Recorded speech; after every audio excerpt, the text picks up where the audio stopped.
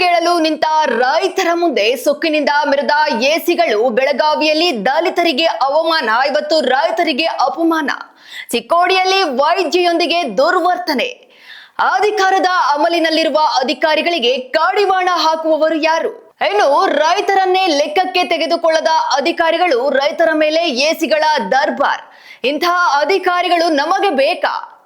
ತಮ್ಮ ಹಕ್ಕು ಮತ್ತು ನ್ಯಾಯವನ್ನ ಬಯಸಿ ಸುಮಾರು 20 ದಿನಗಳ ನಿರಂತರ ಅಹೋರಾತ್ರಿ ಶಾಂತಿಯುತ ಸತ್ಯಾಗ್ರಹ ಮಾಡುತ್ತಿರುವ ರೈತರ ಮೇಲೆ ಈ ಎಸಿಗಳಾದ ಸುಭಾಷ್ ಸಂಪಂಗಾವಿ ಮತ್ತು ಶ್ರವಣ ನಾಯ್ಕ ತಮ್ಮ ದುರ್ವರ್ತನೆ ಮೆರೆದಿದ್ದಾರೆ. ಇವರಿಗೆ ಅಧಿಕಾರದ ಮದ ನೆತ್ತಿಗೇರಿದೆ. ಅನ್ನದಾತರಿಗೆ ಅಗೌರವ ತೋರಿದ ಈ ಎಸಿಗಳಿಗೆ ಕಡಿವಾಣ ಯಾವಾಗ?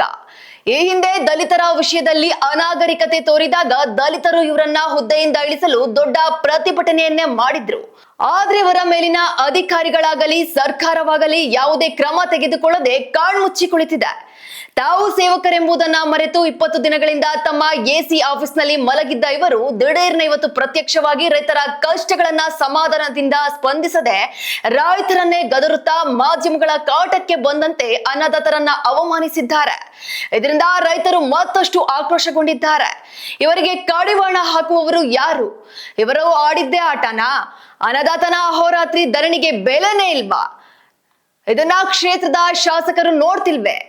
ಅನ್ನದಾತನ ಪ್ರಶ್ನೆಗಳಿಗೆ ಉತ್ತರ ಕೊಡ್ಬೇಕಾದವರೇ ಅನ್ನದಾತನ ಧರಣಿಯನ್ನ ಅಪಹಾಸ್ಯ ಮಾಡ್ತಿದ್ದಾರೆ.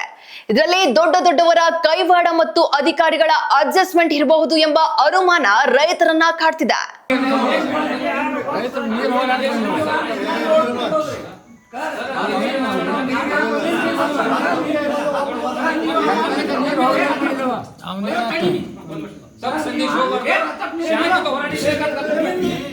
ಸಂದೇಶ ಮಾಡಬಾರ್ದು. ನಮ್ಗೆ ಶಾಂತಿ ಹೋರಾಟ ಮಾಡ್ತಾರೆ. ನಮ್ಮ ಮೌಖಿಕವಾಗಿ ತೊಂದರೆ ಕೊಡಬೇಡಿ. ನಮ್ಮ ಮನಸ್ಥಿತಿ ಕುಗ್ಗಿದಾವ. ಮೌಖಿಕವಾಗಿ ತೊಂದರೆ ಕೊಡಬೇಡಿ. ನಮ್ಗೆ ನಾವು ಮೌಖಿಕವಾಗಿ ಏನು ಕೇಳಂಗಿಲ್ಲ. ನಾವು ಡಾಕ್ಯುಮೆಂಟ್ಸ್ ಸಮೇತ ಕೇಳಿದ್ದೇವೆ. ಒಂದ್ ಸ್ವಲ್ಪ ನೀವು ಹಿರಿಯರು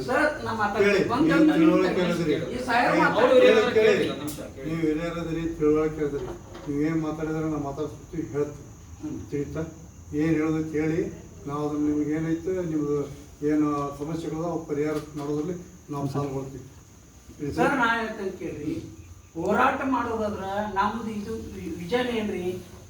ಎಲ್ಲಿ ರಸ್ತೆ ತಡೆ ಮಾಡೋಂಗಿಲ್ಲ, ಸರ್ಕಲ್ ತಡೆ ಮಾಡೋಂಗಿಲ್ಲ. ಎಲ್ಲಿ ತಪ್ಪಾಗೈತೆ ಅಲ್ಲಿ ಹೋಗ್ಕೊಂಡು ಅಂತ ಬಂದೆವು. ಇದು ತಪ್ಪೇನ್ರಿ? 18 ದಿವಸ ಆದ್ರೆ ಬಂದಿಲ್ಲ. ಸಿಟ್ಟು ಬರೋದ್ರಲ್ಲಿ ನಮ್ಗೆ 18 ದಿವಸ ಆದ್ರೆ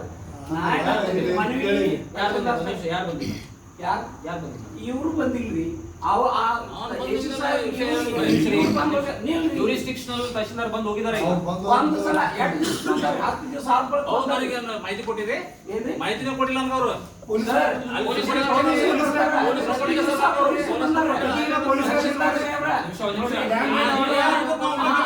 ನೋಡ್ರಿ ನಾನು ಕೊಟ್ಟರೆ ಯಾರು ಕೊಟ್ಟಿಲ್ಲ.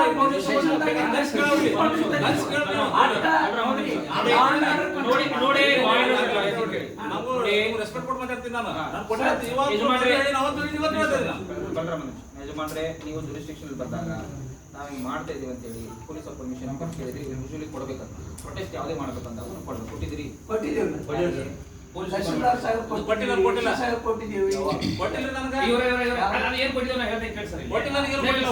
ನಾವು ಅದನ್ನ ಕೊಡುವ ತಪ್ಪಿದ್ರೆ ಕಾನೂನು ನಾವು ಕೊಯ್ದೇವ್ರಿ. ಎದಕ್ ಬರ್ದು ನೀವು ಬರ್ದು ಕೊಡ್ರಿ. ನೋಡಪ್ಪ, ನಾವು 17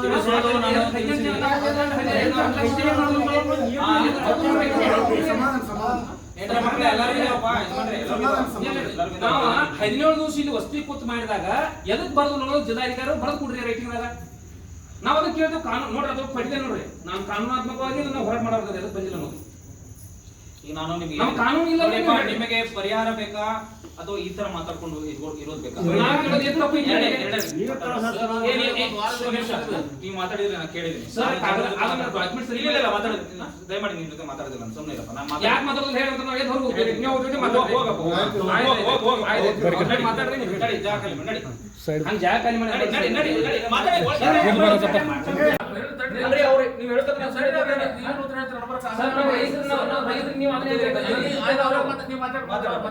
ಅನಧಿಕೃತ ಕಾಲುವೆ ಮೂಲಗಳದಾವ.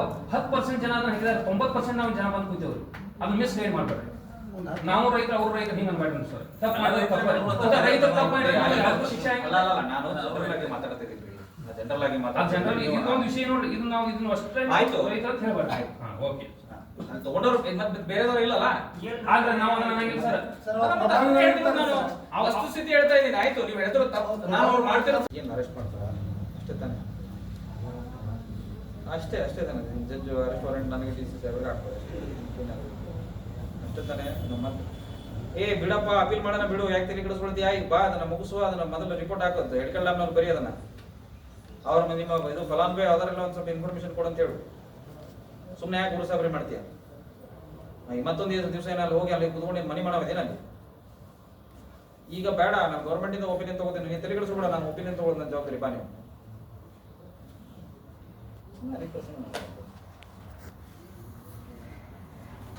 ಸಾಹೇಬ್ರು ಈಗ 24 ಲಕ್ಷ ಬರ್ಕೊಂಡಿದ್ದಾರೆ.